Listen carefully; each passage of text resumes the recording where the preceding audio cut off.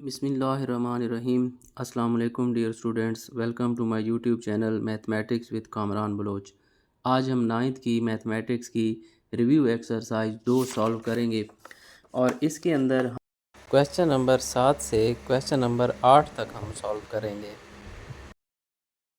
Question number 7 हमारे पास है, write the following as a single logarithm.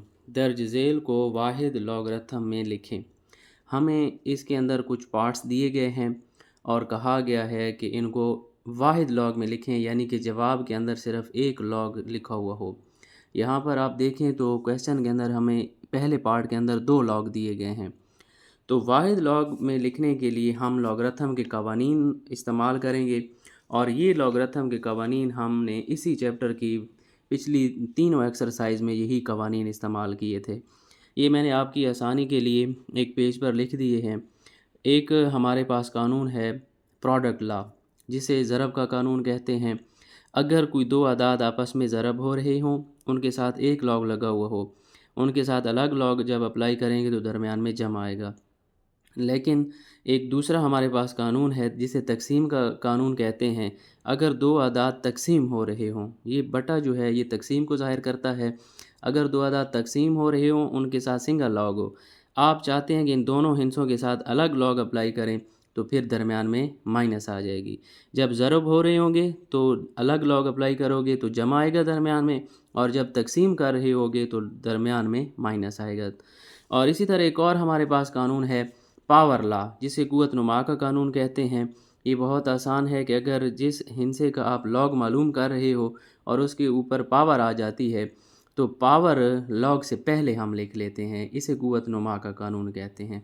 ये 3 जो कानून हैं ये बहुत अहम हैं, ये आप याद रखें। इनकी मदद से ये हमारा सवाल जो है सॉल्व होगा। तो मैंने अभी आपको बताया कि लॉग से पहले जो हिस्सा पड़ा होता है वो इस हिस्से की पावर होती है। तो यही पावर लॉ यहाँ पर हम इस्तेमाल करेंगे कि ये जो 7 है इसको हम इस एक्स की पावर बना देंगे। अच्छा, याद रखें सिंगल लॉग में लिखने के लिए ज़रूरी है कि लॉग से पहले कुछ ना पड़ा हुआ हो। लॉग से पहले अगर कुछ पड़ा है तो आप उसको अगले हिस्से की पावर बना दें। तो इसी तरह हम आगे आ जाएंगे। यहाँ पर भी लॉग से पहले 3 पड़ा हुआ है। इसका मतलब ये है कि ये जो 3 है इस y की ताकत 2 की पावर होगी। अब हम इसे थोड़ा सा मज़ीद मुख्तसर कर लेते हैं। लॉग x की ताकत 7, उसी तरह माइनस लॉग ये y की ताकत 2 है और उसके ऊपर फिर ताकत 3 पड़ी हुई है। जब पावर्स के ऊपर पावर आ जाएं तो ये आपस में मल्टीप्लाई हो जाती हैं, तो 2 ज़रब 3 हो जाएगा। लॉग x की ताकत 7 उसी तरह, और ये हो जाएगा लॉग 3 2 6 हो जाएगा, y की ताकत 6। अभी हमने कानून पढ़ा है अगर दो लॉग हों उनके दरमियान माइनस हो, इसका मतलब ये है कि ये दोनों हिस्से जो हैं ये आपस में तकसीम हो रहे हैं।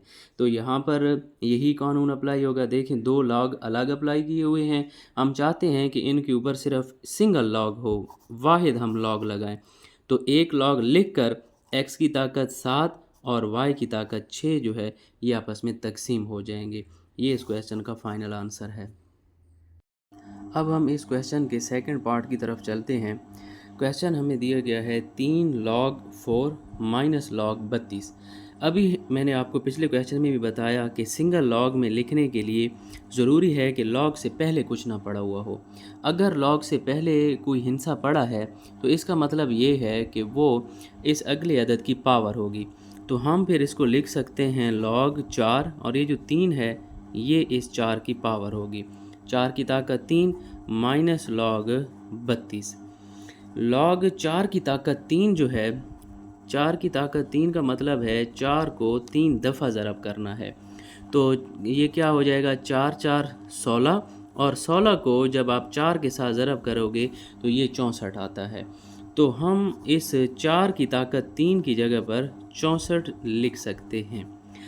अभी पिछले क्वेश्चन में भी हमने यही कानून पढ़ा कि दो लॉग के दरमियान अगर माइनस आ जाए और जब हम उनको सिंगल लॉग में लिख रहे होंगे तो इसका मतलब ये है कि ये दोनों हिस्से आपस में तकसीम हो रहे हैं। ये हमारे पास लॉग का कानून है कि अगर दो हिस्सों के ऊपर अलग लॉग अप्लाई हुआ पड़ा हो और उनके दरमियान में माइनस हो और हम सिंगल लॉग लगाना चाहें तो इन दोनों को हम तकसीम करवाएंगे। तो 32 वाला टेबल इस 64 के ऊपर 2 दफ़ा जाता है। तो ये इस क्वेश्चन का फाइनल आंसर है। अब हम इस क्वेश्चन के पार्ट नंबर 3 की तरफ चलते हैं। क्वेश्चन है 1/3 into log 8 to the base 5 जमा log 27 to the base 5 minus log 3 to the base 5। यहाँ पर आप देखें ये 1/3 है और ये ब्रैकेट लगी हुई है। इसका मतलब ये है कि 1/3 इन दोनों हिस्सों के साथ ज़रब हो रहा है। तो आप क्या करें, इस 1/3 को अंदर दोनों हिस्सों के साथ ज़रब करवा दें। ये हो जाएगा 1/3 लॉग 8 टू द बेस 5 जमा यही 1/3 इसके साथ भी ज़रब हो जाएगा लॉग 27 टू द बेस 5 और ये लॉग 3 टू द बेस 5 उसी तरह हम लिख देंगे। हमने पढ़ा है कि अगर लॉग से पहले कोई हिंसा पड़ा हुआ है इसका मतलब ये है कि वो इस अदद की पावर है। तो हम इस लॉग से पहले ये जो 1/3 पड़ा हुआ है हम इसको 8 की पावर बना देंगे और ये जो 1/3 है इसी तरह इधर आकर 27 की पावर बन जाएगा। बाकी सारा क्वेश्चन हम उसी तरह लिख देंगे। अब आप लॉग टू द बेस 5 उसी तरह लिख दें। 8 की फैक्टराइजेशन कर लें। 8 की फैक्टराइजेशन करें, 2 वाला टेबल इसके ऊपर 4 दफ़ा जाता है, फिर 2 वाला टेबल 2 दफ़ा और 2 वाला टेबल 1 दफ़ा। इसका मतलब ये है कि 8 को हम लिख सकते हैं 2 की ताकत 3 और इसके ऊपर फिर 1/3 ताकत पड़ी हुई है। इसी तरह लॉग बेस 5 लिख लें। 27 की आप फैक्टराइजेशन कर लें। जब फैक्टराइजेशन 27 की करेंगे तो 3 वाला टेबल इसके ऊपर 9 दफ़ा जाता है, फिर 3 वाला टेबल 3 दफ़ा और 3 वाला टेबल 3 पर 1 दफ़ा। अब हम 27 को 3 की पावर 3 लिख सकते हैं और ये वाली पावर जो है 1/3 पहले से पड़ी हुई है और ये लॉग 3 टू द बेस 5 हम उसी तरह लिख लेंगे। आप देखें जब पावर के ऊपर पावर आ जाए तो वो आपस में ज़रब हो जाती हैं, तो ये 3 इस 3 के साथ कैंसिल हो जाएगा। हमारे पास यहाँ पर बचेगा log 2 टू द बेस 5। इसी तरह आप यहाँ पर आ जाएं, ये 3 भी इस 3 के साथ कैंसिल, हमारे पास बचेगा log 3 टू द बेस 5 और minus log 3 to the base 5 ये हमारे पास पहले से आ रहा है। आप देखें ये जमा log 3 टू द बेस 5 है और ये minus log 3 to the base 5 है। ये जमा की रकम है और ये माइनस की है, ये दोनों आपस में कैंसिल हो जाएंगी और हमारे पास जवाब जो है वो सिंगल लॉग में आ जाएगा log 2 to the base 5। Question number 8 है expand the following using laws of logarithm. Logarithm के कवानीन इस्तेमाल करके फैला कर लिखें। हमने अभी पिछले क्वेश्चन में भी लॉग के कवानीन पढ़े हैं, यही कवानीन हमने इस्तेमाल करने हैं। पहले जो है पिछले क्वेश्चन में जो क्वेश्चन थे वो फैला कर लिखे हुए थे और हमें कहा गया था कि सिंगल लॉग में लिखो, वाहिद लॉगरिथम में लिखो। अब यहाँ पर वाहिद लॉगरिथम में हमें क्वेश्चन दिया गया है और हमें कहा गया है कि फैला कर लिखें, यानी कि हर हिस्से के साथ अलग लॉग लगाएं। तो हमने एक ज़रब का कानून पढ़ा है कि अगर हिस्से ज़रब हो रहे हों उनके ऊपर अलग लॉग अप्लाई करेंगे तो दरमियान में जमा आएगा। तो ये तीनों हिस्से जो हैं इकट्ठे पड़े हैं, इनके दरमियान कोई अलामत नहीं है, इसका मतलब ये है कि ये ज़रब हो रहे हैं। तो x के साथ अलग लॉग आ जाएगा, जमा लगाकर y के साथ अलग लॉग आएगा। इसी तरह जमा लगाकर z की ताकत 6 के साथ अलग लॉग आ जाएगा। तीनों के साथ जब हम अलग लॉग लगाएंगे तो दरमियान में जमा आएगा, ये लॉग का कानून है। हम यहाँ पर एक और कानून भी अप्लाई कर लेते हैं, पावर लॉ, क्योंकि z की पावर है और हमने पढ़ा है पावर लॉ ये कहता है कि पावर लॉग से पहले आ जाती है। तो ये वाली जो पावर है z की वो मैं इस लॉग से पहले ले आऊँगा और यहाँ पर बचेगा 6 log z। तो ये इसका आंसर है। क्वेश्चन नंबर 8 का पार्ट नंबर हम 2 सॉल्व करेंगे। log m की ताकत 5 n की ताकत 3 और इसका छठा जज़र टू द बेस 3। अब ये वाहिद लॉग में लिखा हुआ है, हमें क्वेश्चन में कहा गया है कि इसको फैला कर लिखें, यानी कि जितने भी आपको हिस्से नज़र आ रहे हैं इनके साथ अलग लॉग लगाएं। तो लॉग के हमने कवानीन पढ़े हुए हैं, कवानीन जो हैं वो जज़र के अंदर नहीं है बल्कि पावर के साथ है। तो आप देखें सिर्फ जज़र हो तो उसकी कीमत 1/2 होती है, लेकिन अगर जज़र के साथ यहाँ पर 6 आ जाए तो इसकी कीमत 1/6 होगी। तो इस छठे जज़र की जगह पर मैं इसको पावर की शक्ल में लिखना चाहता हूँ, क्योंकि लॉग का जो कानून है वो पावर के साथ है। हमने पढ़ा है पावर लॉ, तो जज़र के साथ हमारा कानून नहीं है, इसलिए हम इस जज़र को पावर में ले आएंगे। तो फिर पावर लॉ क्या कहता है कि ये जो पावर है ये log से पहले आ जाएगी। 1/6 हम शुरू में ले आएंगे, बाकी ये m की ताकत 5 और n की ताकत 3 उसी तरह रहेगा।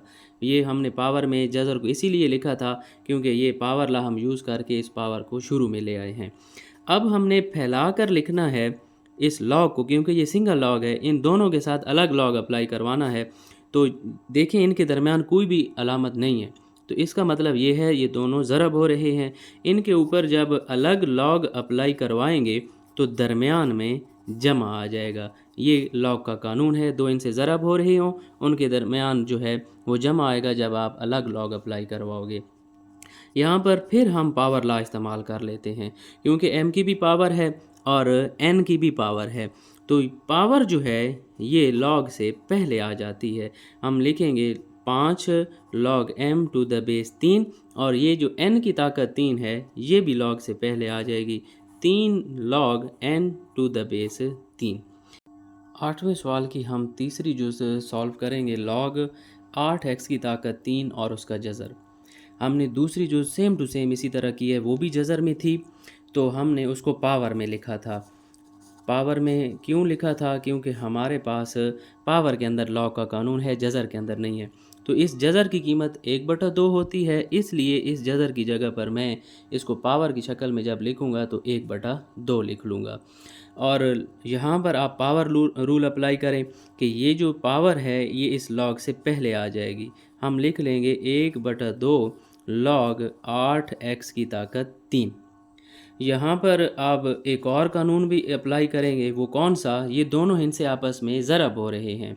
क्यों ज़रब हो रहे हैं? क्योंकि इनके दरमियान कोई अलामत ही नहीं है, तो जब कोई अलामत ना हो तो वो इनसे ज़रब हो रहे होते हैं। तो ज़रब का कानून यहाँ पर हम अप्लाई करेंगे। ज़रब का कानून ये कहता है कि अगर आप उन हिस्सों के ऊपर जो इनसे ज़रब हो रहे हैं अलग लॉग अप्लाई करवाएंगे तो दरमियान में जमा आएगा। अब हम क्या करते हैं, यहाँ पर log 8 है तो 8 की हम फैक्टराइजेशन कर लेते हैं। 2 वाला टेबल इसके ऊपर 4 दफ़ा, फिर 2 वाला टेबल 2 दफ़ा जाएगा और 2 वाला टेबल 1 दफ़ा जाएगा।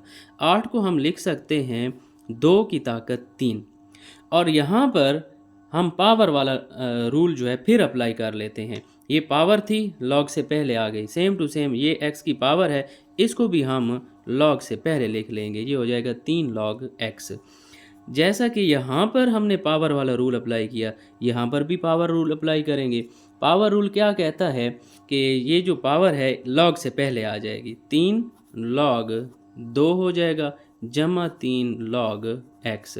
यहाँ पर हमने यहाँ पर पावर रूल अप्लाई किया, यहाँ पर ज़रब का कानून अप्लाई किया, दो इनसे ज़रब हो रहे हैं, अलग लॉग लगाया तो दरमियान में जमा आ गया। यहाँ पर फिर पावर वाला रूल, और यहाँ पर एक दफ़ा फिर हमने पावर वाला रूल लगाया। 3 दफ़ा पावर का रूल इस्तेमाल हुआ है और एक दफ़ा हमारे पास ज़रब का कानून इस्तेमाल हुआ है। आप देखें 3 जो है इस रकम में भी है और 3 इधर भी है। यहाँ से आप 3 कॉमन ले लें तो ये बाहर इस एक की जगह पर आ जाएगा 3/2 इंटू log 2 जमा log x। ये हमारे पास जवाब आ जाएगा।